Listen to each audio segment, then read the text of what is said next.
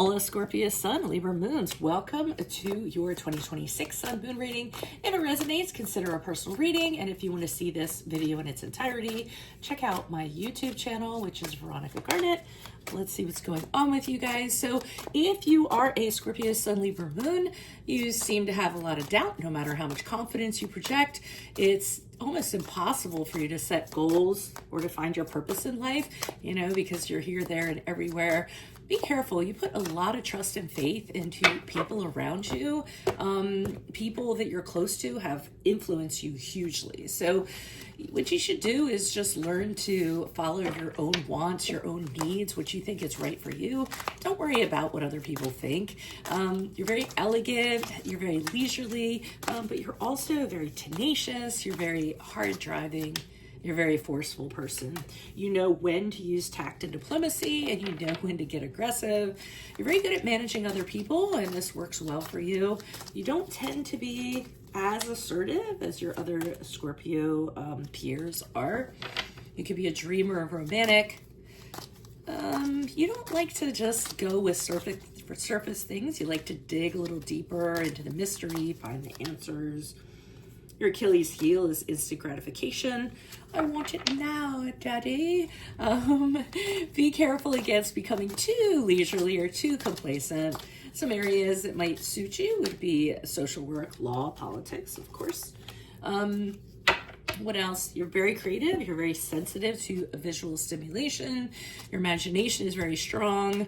Be very careful being taken advantage of by other people who try to fool you.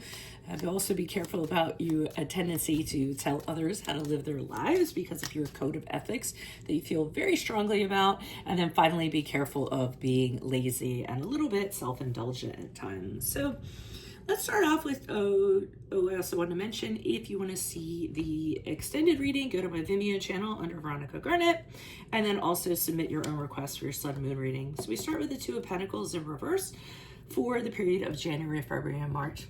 It looks as though you are having a very difficult time. You might have bitten off more than you can actually chew. You're really kind of struggling to keep your head above water, might be overworking, might be a little bit overwhelmed with things. You may be having financial difficulties during this period of time, and that's why you're working so hard. Stay away from gambling. That's not the way to make up money. I'm just going to tell you right now.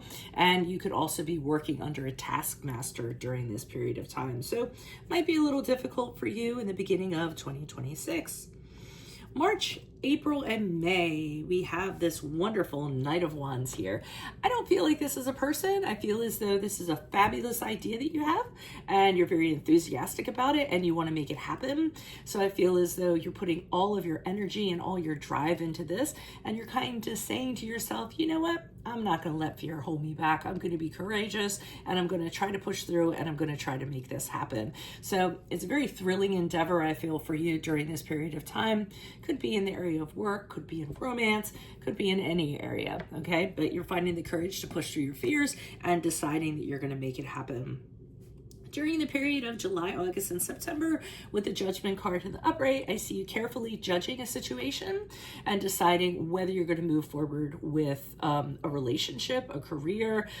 Those are usually the main areas, or project, things of that nature. So what you're doing is you're making sure that you're looking at it with your eyes wide open. You're looking over everything very carefully. And the big thing about this is you're kind of saying to yourself, I'm going to look at this, I'm going to look at this carefully, and once I make my decision, that's it. I'm not going to look in the rearview mirror. I'm going to be confident that I made the best decision or the best judgment that was available for me at the time, and I'm going to move forward. I'm going to release any regrets or anything that I have. So look for a big decision you're going to make, or judgment you're going to make during that period of time. And then in October, November, and December, we have the Empress card in reverse. So I do feel that this is a person, typically a female. It can be an older sister, an aunt. I often think of it like a family member, a mother, a mother-in-law, a grandmother, somebody who is just overbearing, someone who's stifling, someone who's smothering. It could be an ex of the person that you're dating also, somebody that will not leave you alone. They're constantly asking questions. They're constantly helicoptering over you. And as a result, it's very disruptive for you because you don't feel like you can grow. You feel as though they're clipping your wings a little bit in regards to freedom, because you're answering to them, or you always feel like you have to answer to them. So look for that disruptive source.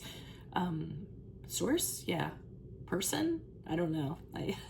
Source seems like it sounds weird, but anyways, look for that disruption during the period of October, November, and December. So that's all I have for you right now. If you would like to see the extended, where I'll be pulling clarifiers on all of these in addition to a card of advice, go to my Vimeo channel, Veronica Garnett. And then, of course, if you have your own suggestions for a sun moon reading, put them in the comments. I will put you in queue. Otherwise, Scorpio, Sun, Libra, Moons, I will see you in your Vimeo reading next. Adios from Veronica Garnett. Bye-bye.